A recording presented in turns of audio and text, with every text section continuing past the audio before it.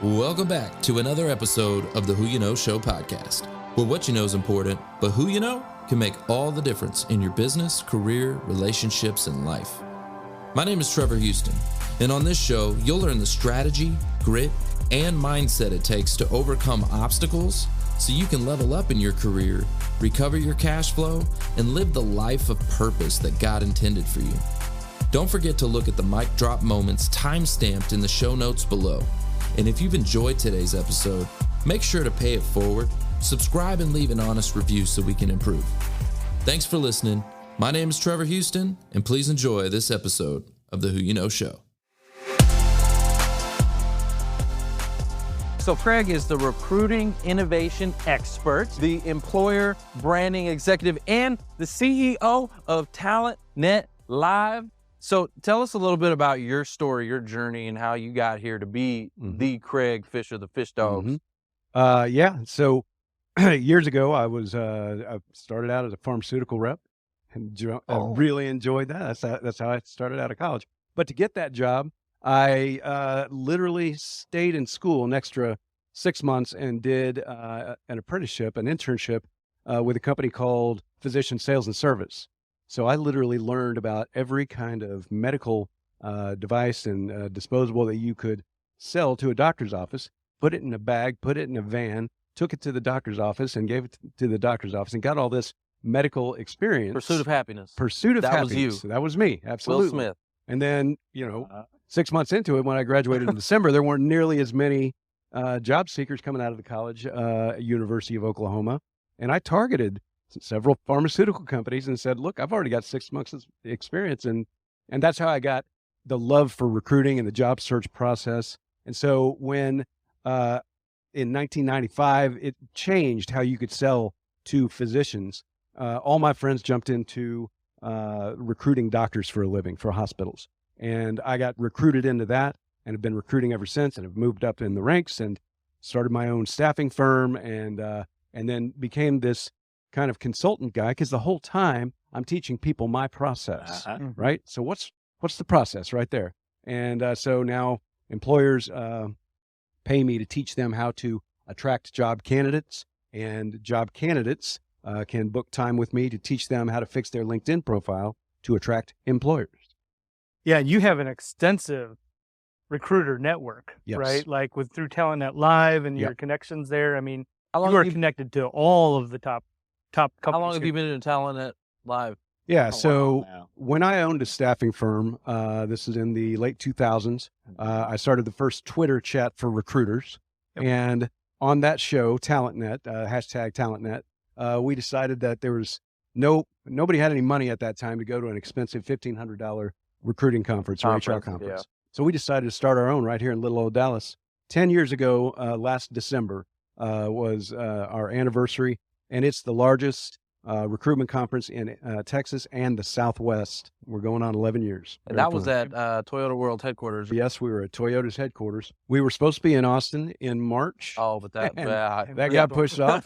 We were going to be at VRBO TripAdvisor headquarters, and that didn't happen. So we're going to have a virtual event. It'll be July 17th. You can find information about it at talentnetlive.com. And we're still kind of working out the details about how that's going to work out. But we're supposed to be back at Toyota's headquarters November 20th in Dallas for the next Dallas event. And we'll see. We don't know yet. We'll see. I think everybody's feeling that right now. It's all about just figuring it out as we go, which is the new norm. That's right. The new norm. We're trying to snap back. How do you plan with the new norm? It's kind of like, we'll see what happens. Well, it's an interesting time to pivot, because now I have employers and vendors in the HR technology space asking me to help them put on virtual events. Love that. So, I've got my studio at my house. I've got this cool studio we've got here that I might be using soon to do some of this stuff. And so that's a fun thing. Well, hey, Craig, any way we can help or support, your TalentNet, keep that thing going for your 11th, 12th, 13th, and 20th year, we're all about it. And I'm always glad to have you guys there. You're a good part of this event, and thanks for being with me, so far. Yeah. Well, I think it's really cool how you're bringing, your expertise, your knowledge that you've built up and really honed. So you have, and then on the flip side, you have a connection with the Career Search Network as well. So, I mean, you're somebody that can kind of bridge that gap for people. That's like right. you said, help people with their LinkedIn profiles attract the companies. Yep. And the companies attract, I mean, you know what each side is looking for. That's right. Yeah. Yep. And, you know, the fun thing is there's more you can do than you think with your LinkedIn profile, right? Mm-hmm. The content sharing, the video stuff that you guys advocate is 20 times more shared and liked than any other kind of content you can put out there, right? And your LinkedIn profile itself is an SEO search magnet that you can just build up in the right ways to get people to find you when they're searching for somebody with your skills. Yeah. So you did a presentation at Dallas HR a few months ago before COVID and all that. And I can't remember who it was that told me this, but I had a few people say, I went, listened to Craig, and then implemented the little changes on my LinkedIn profile, and it 10x'd my views. Like it just 10x'd, and I was getting calls and this and that. So what's happening right now is a lot of employers who are like offloading talent, they're upskilling their people, and they're paying me to give this presentation to help all of their people who they're furloughing these better skills to help them find jobs. Wow. Okay. TD Ameritrade was recently purchased by Charles Schwab. And so a lot of those folks don't know where they're going to end up. And so, you know, coming up, I'm going to be doing this training for TD Ameritrade. So nice local tie right there. Yeah. Hey, Craig, you remember how LinkedIn was years ago when it was first around and we first started using it? Isn't it amazing to look at the innovations and stuff over the years and what we can do on LinkedIn right now? It is amazing. Yeah. LinkedIn's, you know, getting purchased by Microsoft has not been a bad thing. I predicted a long time ago you'd start seeing LinkedIn integrated into your Outlook and your entire process, and it is. You know, and you notice those contacts that kind of go back and forth now, but it's still visible to search engines in a big way. They're experimenting with maybe turning that off at some point, but for right now, you can still get found if you put quotes around a search on Google and type in LinkedIn training Dallas. You know who's on the first page? It's Craig Fisher. And it's because of all this SEO that I do for your LinkedIn profile. Now that's a mic drop. That's a mic drop. Yeah, number one on Google search right there. That's what I'm talking about. Craig, you just mentioned something very specific, which is upscaling, right? Companies are upscaling That's right. their employees.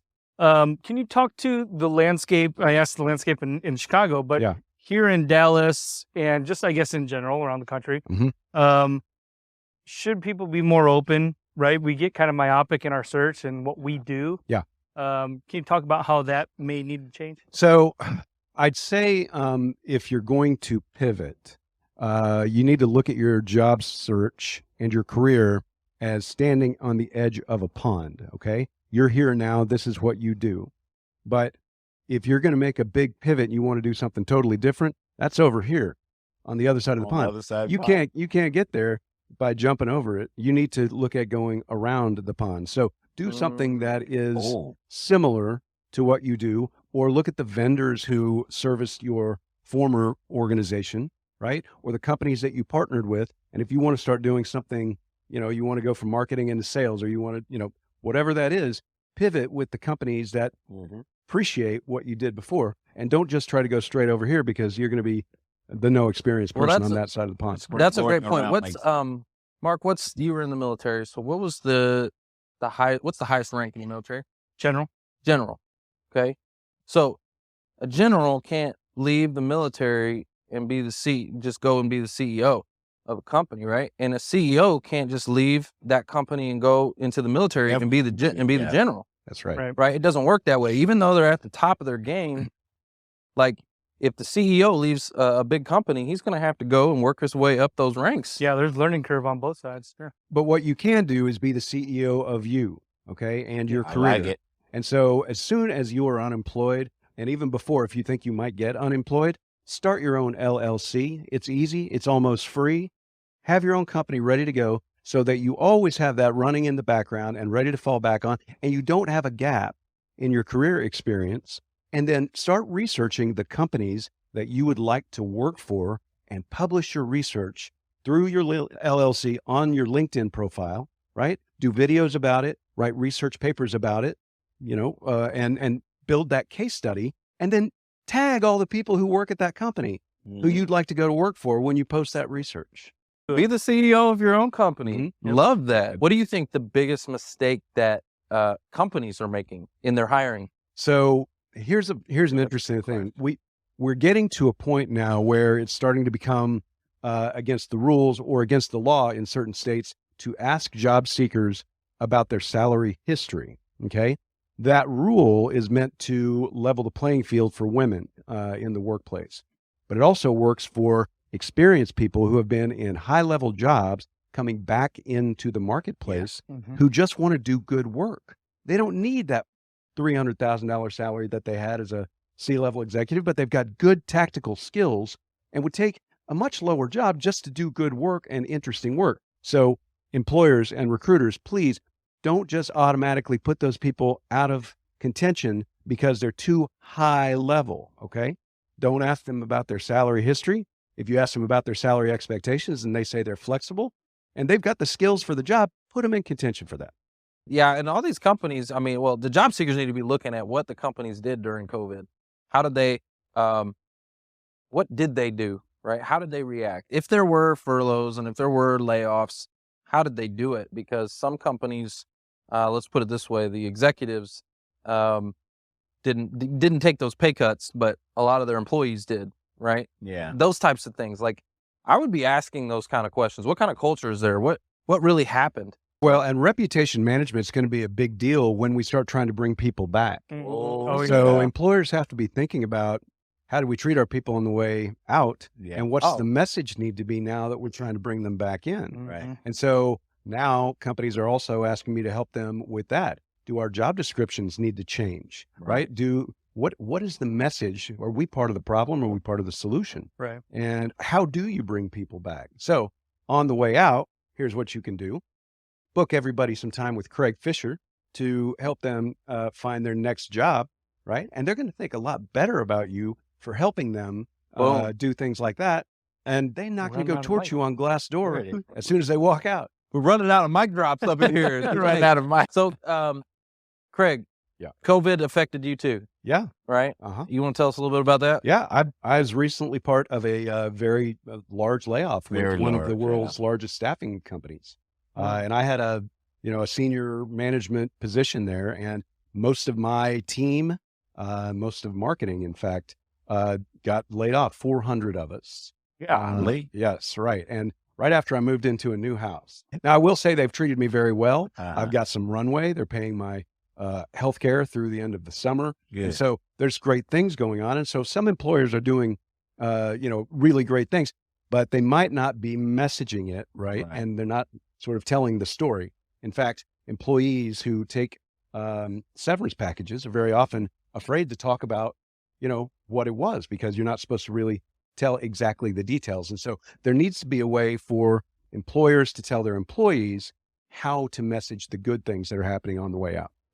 I love that. Yeah. Companies, you guys need to be, concerned with pay scales and things as you're trying to attract employees coming back. What Craig said before about what do people think of you and how did you treat people and what is your strategy moving forward? Because if you have a positive strategy going forward, that is going to attract us. We've all been punched in the eye. So we're looking for what's going to happen.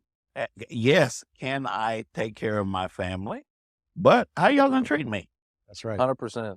Fortunately for me, I did have my business, my consulting business, always running in the background. And so I can pivot back and bring that forward. But that's what I was going to ask. What's next for Craig Fisher? What do you envision? Is there any companies that you're targeting right now, or how can we help you to try to make some introductions? Like, what's next? Well, so I will do, LinkedIn training for job seekers and for employers that want to help their employees for the foreseeable future, as I always do. I'll just do more of it because I have a little bit more time. And I also do project work for employer branding for employers to help with that messaging issue that they might have. And if any employers have a full-time job for something like that at some point, I would talk to them about that as well. And I'm also doing projects for the HR vendors and tech vendors in the recruiting space that sponsor TalentNet. So my plate's pretty full, but I'm constantly hustling gigs and projects right I now. love that. You're just putting it in second gear now. You're like That's right. overdrive. You're Putting in work. TalentNet Media is a real thing. Hey, TalentNet Media. That's right. Yes. Craig, we're just, again, delighted to have you here. You know, anytime you need a chair, man, it's for you. Thanks for listening to the Who You Know Show podcast. My name is Trevor Houston, and if you've enjoyed this episode, consider subscribing wherever you listen and leave us a positive review to help us keep the mics on in the studio. Until next week, that's the show. It's all about who you know.